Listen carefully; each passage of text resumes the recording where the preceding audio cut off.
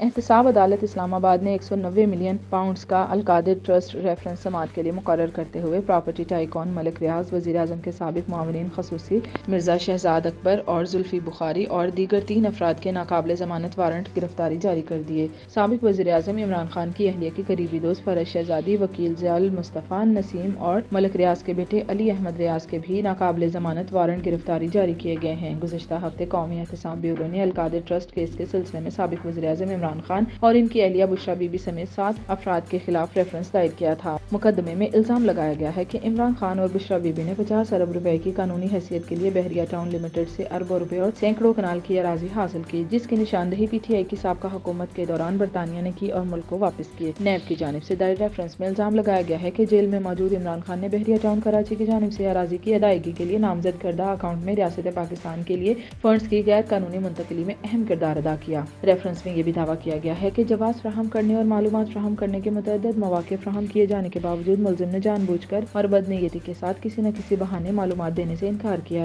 Reference میں فرح شہزادی، وزیر اعظم کے سابق معاونین خصوصی زلفی بخاری اور شہزاد اکبر، وکیل ضیاء المصطفیٰ نسیم اور پراپرٹی ٹائکون ملک ریاض اور ان کے بیٹے کو بھی نامزد کیا گیا ہے۔ اسلام آباد کے احتساب جج محمد بشیر نے تحریری حکم نامہ جاری کیا ہے، جس میں کہا گیا ہے کہ رجسٹرار آفس کی جانب سے 190 ملین پاؤنڈز کینڈل ریفرنس کی اسکروٹنی مکمل کر لی گئی ہے۔ عدالت ریفرنس کو ٹرائل کے لیے منظور کرتی ہے۔ حکم نامے میں کہا گیا ہے کہ عمران خان پہلے ہی جوڈیشل ریمانڈ میں ہیں اور انہیں سائفر کیس کے سلسلے میں عدالت میں پیش کیا گیا۔ انہوں نے ہدایات کی کہ اڈیالہ جیل کے سپرنٹینڈنٹ کو نوٹس جاری کیا جائے، جہاں سابق وزیر اعظم قید ہیں کہ سابق چیئرمین پی ٹی آئی کو 6 ستمبر کو ہونے والی اگلی سماعت پر پیش کریں۔ ساتھ ہی جج نے نوٹ کیا کہ بشریٰ بی بی نے عدالتوں سے عبوری ضمانت حاصل کر لی ہے اور ہدایت کی کہ انہیں آئندہ سماعت پر پیش ہونے کے لیے آگاہ کیا جائے۔ جج نے کہا کہ ریفرنس میں نامزدگی دے کر 6 مشتبہ افراد جو مفرور ہیں، ان کے ناقابل ضمانت وارنٹ گرفتاری جاری کیے جائیں اور اگلی تاریخ پر رپورٹس پیش کیے جائیں۔ حکم نامے میں مزید کہا گیا ہے کہ ریفرنس میں ٹرائل کی کارروائی 14 نومبر کو وزارت قانون کی جانب سے جاری کردہ نوٹیفیکیشن کے مطابق اڈیالہ جیل